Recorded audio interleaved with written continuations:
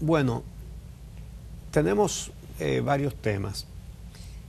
Está las paralizaciones de transportistas de cargas y de pasajeros. Todos con una coordinación milimétrica, ¿verdad? De repente todos están haciendo reclamos por los precios de la gasolina. Pero se han ido desactivando. Algunos se lo atribuyen como a una habilidad del gobierno que ha desactivado las huelgas. No. Ellos tratan de presentar sus reclamos como una lucha del pueblo, porque obviamente que es injusto, fundamentalmente para el ciudadano, la forma en que aquí se calculan los precios de los combustibles, con impuestos que pasan del 40%. ¿Saben ustedes cuál es el impuesto? Por ejemplo, en Estados Unidos, los impuestos varían en los diferentes estados, pero el más alto tengo entendido que es de 11%. En el estado donde es más caro el impuesto es 11%. Y aquí 40 y pico largo se acerca al 45, al 50%. Una barbaridad. Una barbaridad. Por galón. Sí, el bueno, precio claro. por galón. No, claro. lo digo para que la gente lo tenga claro. Sí, bueno. 45% del precio que usted paga por cada galón de combustible es impuesto. Exacto. Es decir, casi la mitad. Casi la mitad. Para que tengamos una idea, si usted paga el galón a 200 pesos, está pagando casi 100 en cada galón. Usted echó 5 galones, le está entregando al Estado 500 pesos. Echa 10 galones, le está entregando 1,000 pesos al Estado. Óigame, eso es demasiado. Este es uno de los lugares donde el combustible es más caro. Y todo ese dinero que pagamos en impuestos, sin darnos cuenta, porque es que tú echas la gasolina y tú crees que es el precio del combustible que tú estás pagando. No.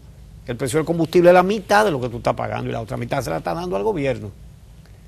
Para que el gobierno no rinda cuentas de nada, para que el gobierno que empiece a repartir botellas como pago por adhesiones políticas para quedarse para siempre, y para la corrupción, porque esa sí le saca dinero al Estado. Y un Estado que cada vez coge más prestado y cada vez necesita más, y lo que se han llevado los millones por miles no tiene ninguna sanción, y entonces nosotros tenemos que pagar casi un 50% del precio del combustible en impuestos. Entonces, los ciudadanos somos los que sufrimos eso. El que no tiene vehículo, que tiene que pagar transporte. El que tiene vehículo, que le pasa lo mismo con el precio del vehículo, lo hemos explicado antes aquí.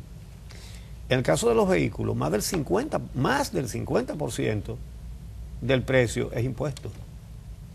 Usted compró un carrito en $15,000, usted está pagando como 8,000 y pico de impuestos del vehículo, está pagando menos de 7,000. Digo, perdón, dije $10,000. Sí, exactamente. Usted está pagando menos de 7,000 por el vehículo y más de 8,000 de impuestos. Impuestos que lo aprueban ¿quiénes?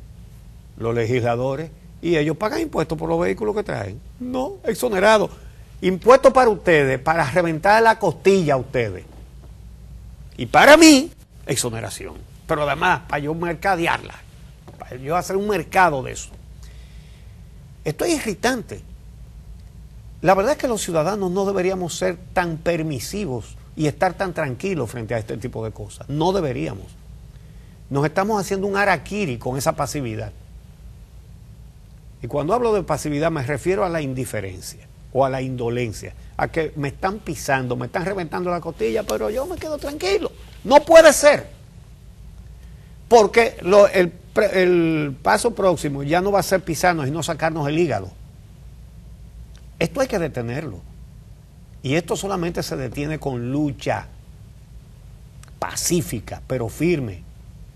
Y mientras no entendamos eso, van a seguir, fíjense cómo, con tanta gente que ya está en eso, haciendo reclamos de justicia independiente, siguen controlando cada vez más fichas de la justicia. Viene el Consejo Nacional de la Magistratura, viene ahora, la semana que viene, una reunión que se van a evaluar los jueces. Vamos a ver qué es lo que van a hacer con la Suprema Corte de Justicia. Eso hay que despolitizarlo.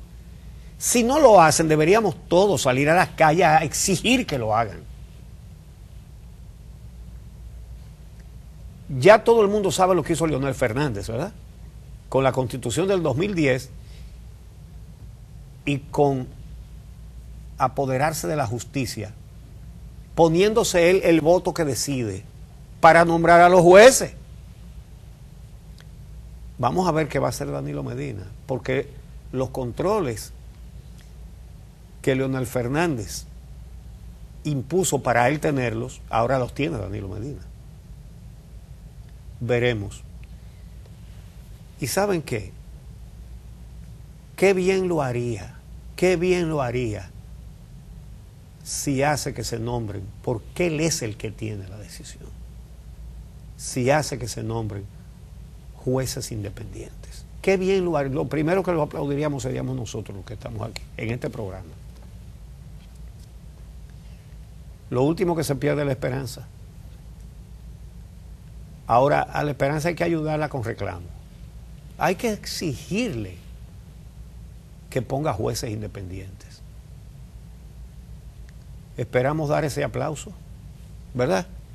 ¿Qué satisfacción sería darle ese aplauso? Vamos a esperar a ver lo que va a hacer.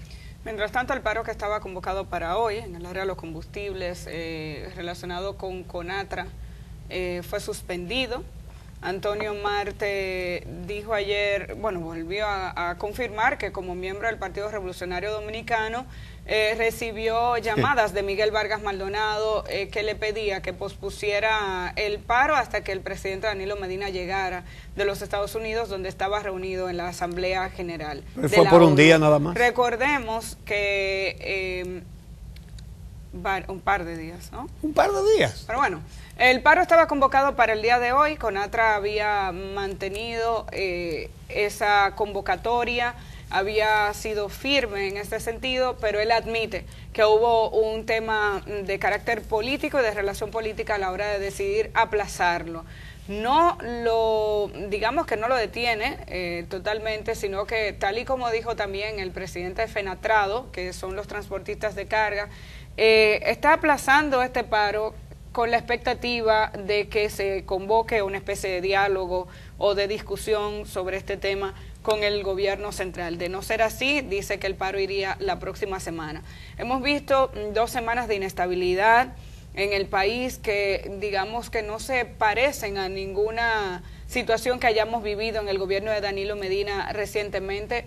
Gente protestando por los apagones, después gente protestando por el alza de los combustibles y de manera específica los transportistas. Hemos dicho que con el paro del sistema del transporte, obviamente los más afectados de entrada son los usuarios de este servicio, pero en adición a eso tenemos una población que sigue reclamando que se transparente la forma en que se calculan los combustibles. Nos sorprende ver a representantes del sector empresarial decir, pero está bien, ese cálculo no tiene ningún problema, cuando aquí hay muchísimos sectores que han intentado comprender cómo funciona ese proceso y es la fórmula más compleja que hemos visto. El ministro de Economía y el ministro de Hacienda han defendido los precios de los combustibles en los últimos días y ayer veíamos a Amarante Baret en el almuerzo del Grupo Corripio decir, que prácticamente es admitir, que si los precios de los combustibles en este país se bajan, entonces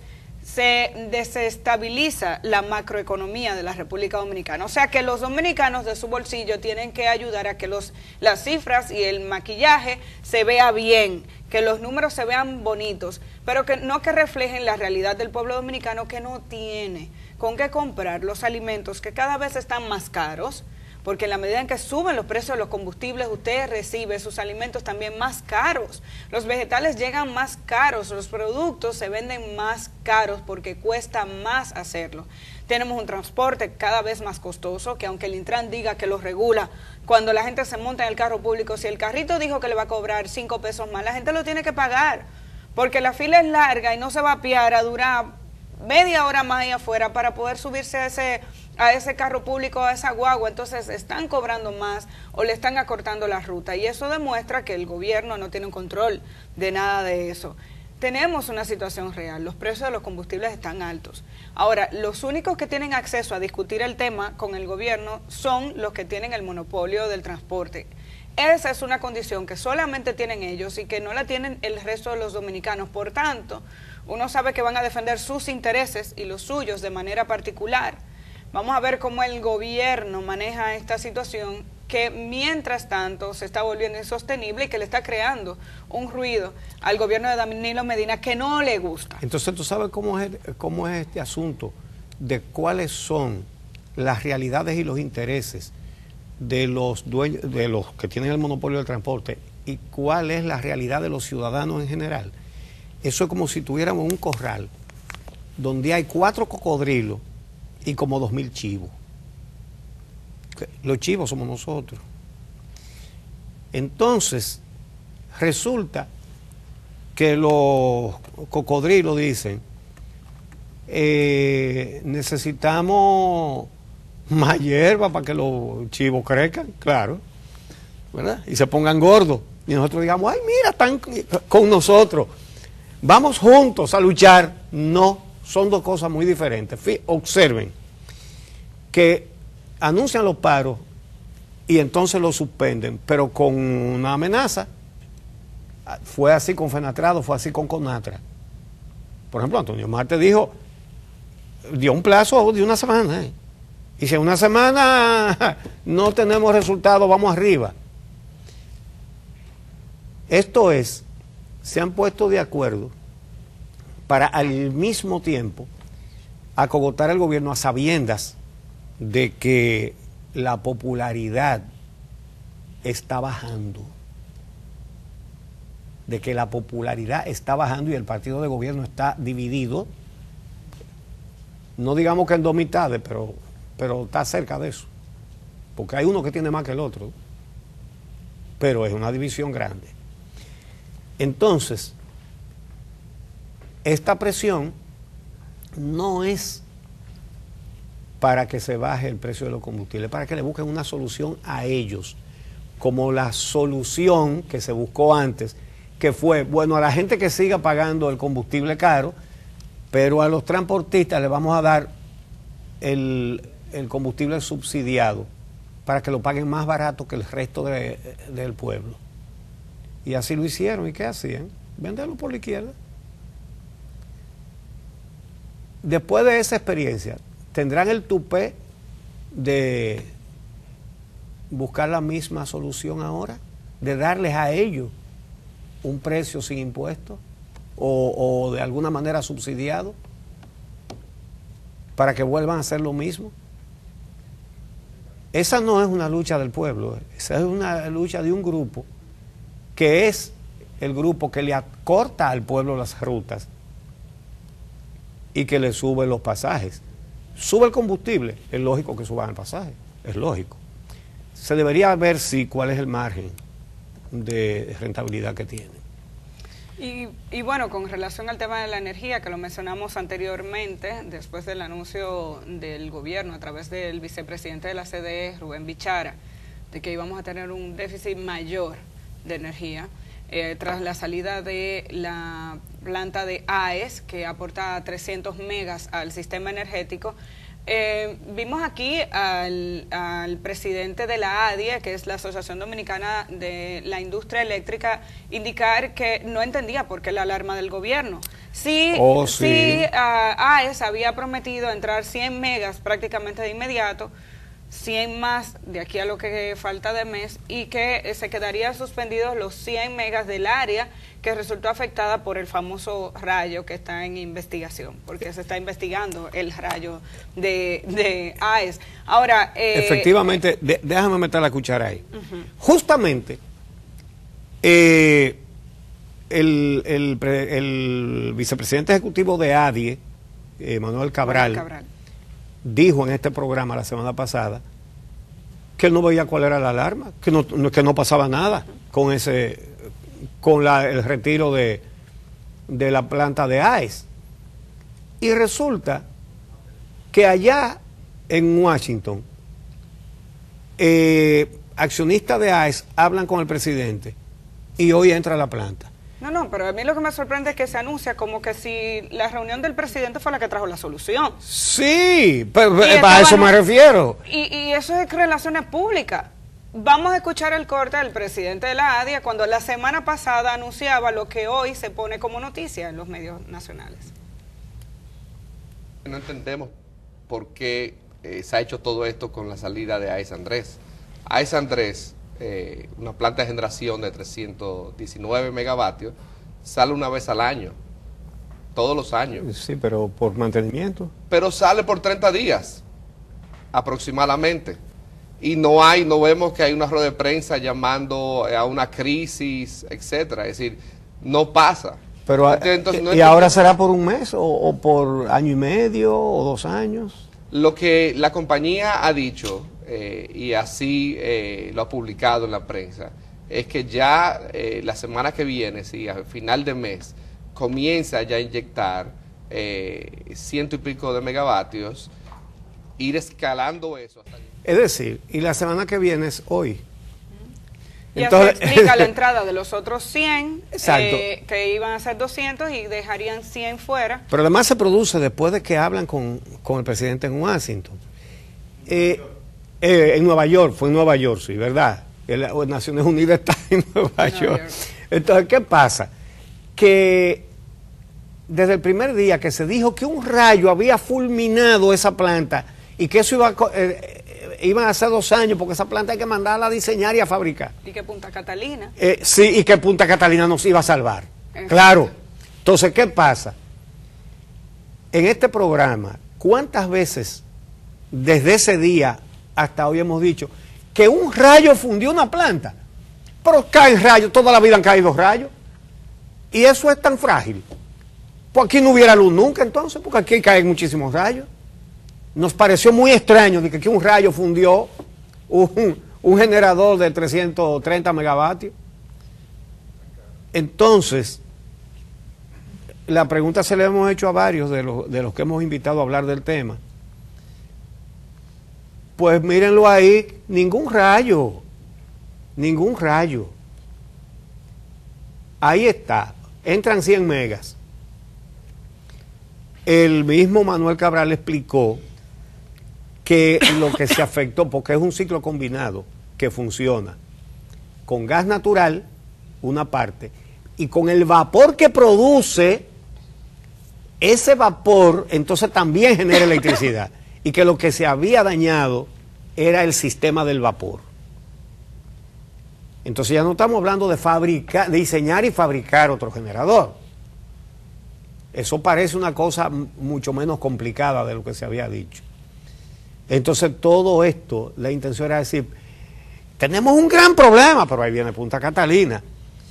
Miren, Punta Catalina va a generar, el día que sea, va a generar electricidad, claro que la va a generar. La más cara de la historia de la humanidad, de ese tipo de planta y de esa capacidad, por la corrupción que hay. Pero la Odebrecht no confesó que pagó soborno para todas las obras, entonces resulta que la más cara en esa no, en esa se pusieron honrados ellos. Dijeron, señores, hemos robado demasiado. ¿Para qué se pagó soborno? No es para sobrevaluar, o es que a ellos les gusta regalarle dinero a los ministros, a los legisladores. No, para sacarlo de ahí. Por eso esa es la más cara que se ha hecho en el mundo. Es por eso. ¿Va a dar luz? Ni modo. Pero el colmo sería que tampoco diera luz. Sí, claro que va a dar luz. Ahora, lo que se han robado ahí, realmente, eso es lo que tiene el problema de que quieren controlar cada vez más tuercas en la justicia. Se hace cada día más difícil gobernar con los hechos que se han cometido. No quieren correr el riesgo de un fiscal responsable. No lo quieren correr. No lo pueden correr. Eso es lo que está pasando en este país. Y no podemos nosotros, los ciudadanos, estar tranquilos contemplando esto, diciendo, bueno, a lo mejor mañana se arregla. No, esto no lo va a arreglar nadie más que tú, dominicano, dominicana. Tú eres el único que lo puede resolver. Si decides reclamar pacíficamente, pero verticalmente, si decides manifestarte, si decides hacer oír tu voz, nada más, nadie te va a resolver esto, ninguno de esos políticos que andan ahí, ninguno. Solo tú lo haces. Porque ninguno te respeta ni te va a respetar. A menos que tú te des a respetar como ciudadano, como ciudadana. Exigiendo, reclamando, pidiendo cuentas. La justicia no solamente son los jueces y los fiscales, la justicia somos todos. La administración del Estado no solamente es el que esté de turno ahí, y que aunque se quiera quedar para siempre. No, el Estado somos todos, tú